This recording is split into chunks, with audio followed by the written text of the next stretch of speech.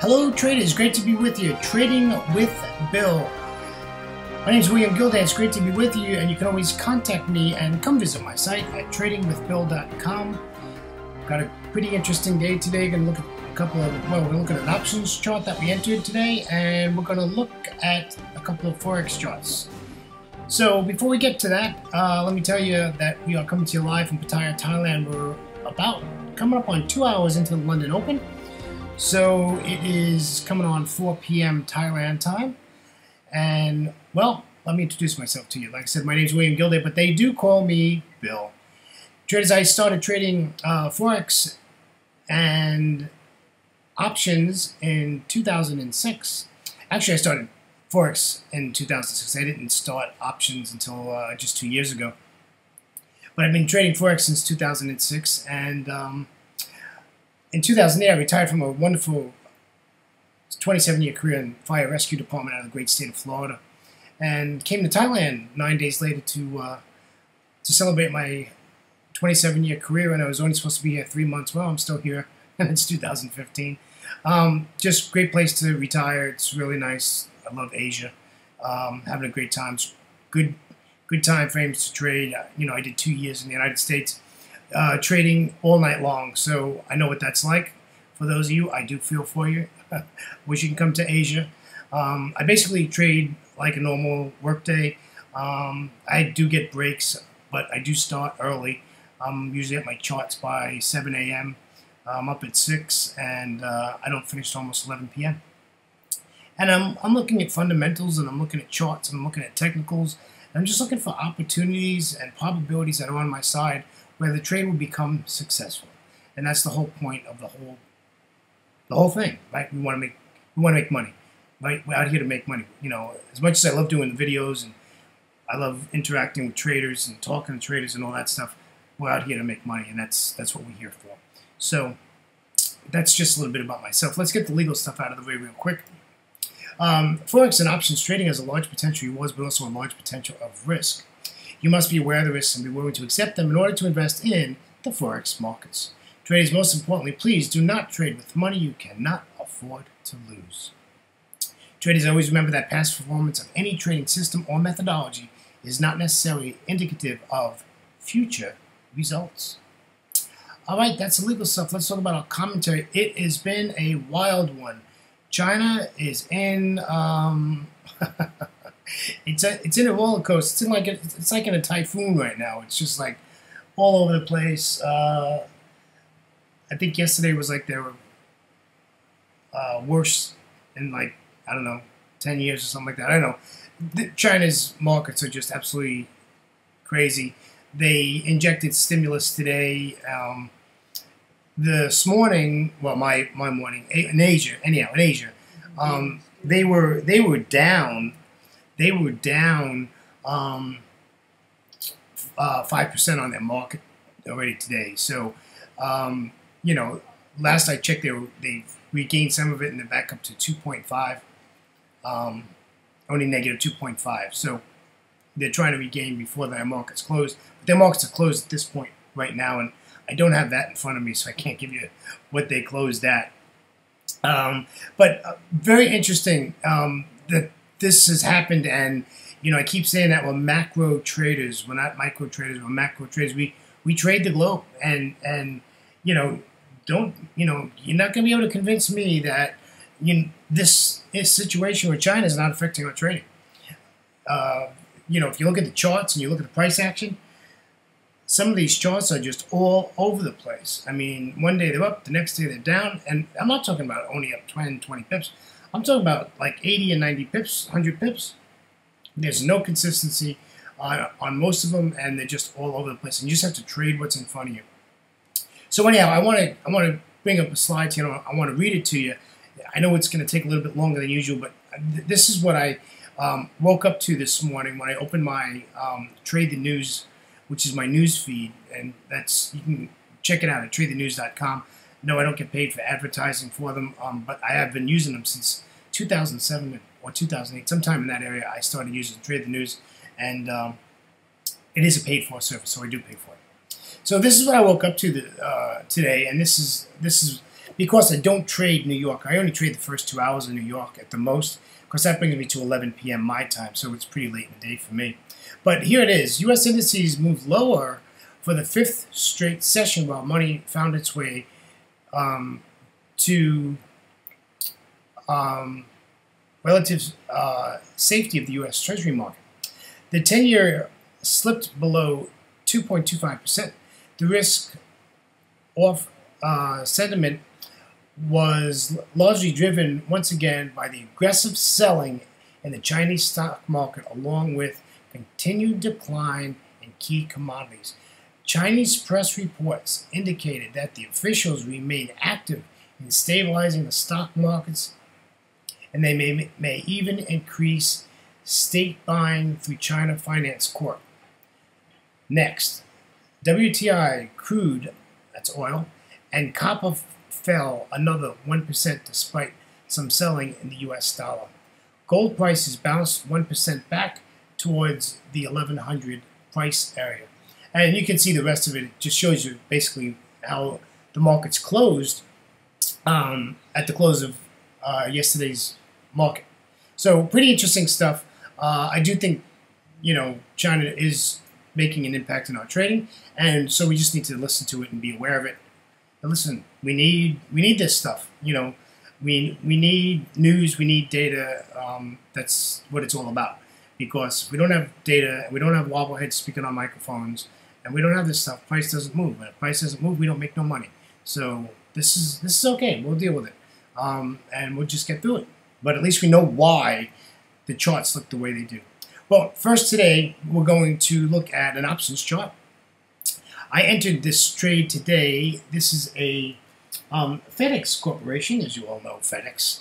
And I took a bear call spread, and this expires on the 14th of August. So I've got 18 days until this option expires. So basically, price is going down, right? So what we got here is I sold at the 170 strike price, and I'll show that to you in just a second. And then I purchased at the 175 for insurance, okay? So we want price to go down to make profit. We don't want price to go up, right? We don't want to hit that 175 because if it gets above 170, we're at a profit. We're basically in the doghouse. So let me show you how this looks like on a trade platform, and you can take a look at this. This is, like I said, FedEx Corporation, and I've only used one contract. Okay, and I get a credit in my account at 0.67. I got to multiply that by 100 because when you buy one contract, you're automatically taking 100 shares, right? So remember, I sold at the 170 and I bought for insurance at the 175. So we need to stay below the 170 strike price. Now, we haven't gotten into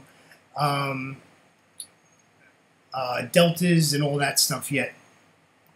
And I want to just let you know that this was a 24 delta, which is good. You can get a 20 to 25 delta on a weekly trade. That's pretty good. And like I said, this has 2.5 weeks to go before it's going to expire. So we're going to be in this trade for a little bit. This is what the confirm and send chart looks like. This, like I said, I only have one contract. So the maximum amount of money that I can make is that 0.67 cents, right? But we multiply that by 100 and we come up with $67. So the max I can make on this is $67. And that's how it goes. All right. So, and the max I can lose is $433. So that's going to be my margin, right? So when we go back tomorrow and we take a look at our position, if the trade gets accepted, because the New York stock market hasn't opened yet, so it hasn't confirmed that it has accepted this trade. I'm sure it will because I'm taking the trade I'm not asking for anything big. I'm taking the trade at what it is. And yes, you can see it says paper money. We're still paper trading, and I'm looking to get into live trading, hopefully next week or the week after. Once we get a little bit comfortable and I get a really good feel of the market and see what's going on, we're going to step it up. All right, let's take a look at some Forex charts. I went back to the euro, and the reason I went back to the euro was the euro is in the same place it was yesterday. You see where it says possible entry? Well, that was where our possible entry was yesterday. If you look left of the chart, you can see the little red arrow. I left that on there on purpose so you can see that we are at the spot of yesterday's entry. The problem is that it's sideways. There's no price action. It's sideways. It's giving us a bearish candle. It's giving us a bullish candle. It's giving us a bearish candle. It's giving us a bullish candle. It's giving us a bearish candle. And there we sit. So we've basically had 4 candles, and the last 4 candles are indecision candles. So basically, since the market is open, we're sideways, and this hasn't done anything. So, we have a possible entry here, but I would wait till this gets down below that blue line there, and I wouldn't take anything until it got below 1045, about that area, right? It's got to clear that support line again now, because when we looked at this yesterday, we were looking at this just to clear the gold line up there, which is the Globex line, and we just wanted to clear that, and then then take that down from there. Well, now we've moved, some pips, and we're not in that same position. So now it's a little bit different story. However, our take profit area is still the same. And the nice thing is, if we can get in this trade, if you look where my take profit is, our take profit is at the R3 at 1026. And also, the maximum is at 1006. So, and we have a wide open space. There's no price action to get in our way on the downside. So really, we need the dollar to get strong, and we need this to take a move down. And you can see the green line is, of course, the 200 exponential moving average. So, that's what we're looking at. And I've got the daily chart on another monitor, and the daily chart's giving us a big blue candle today. But however, it's coming up to some pretty stern resistance. So I'm hoping this gets knocked back down now and we can get this trade underway. But right at the moment, we're sitting on our hands and we're hanging out and watching. The next pair is pretty interesting. This is the New Zealand dollar. And I want to point out a couple of things to you. First of all, I'm bearish in the New Zealand dollar. 100% bearish in the New Zealand dollar. And this price action has nothing to do with the Kiwi.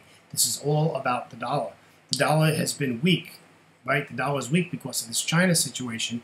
So the dollar is weak.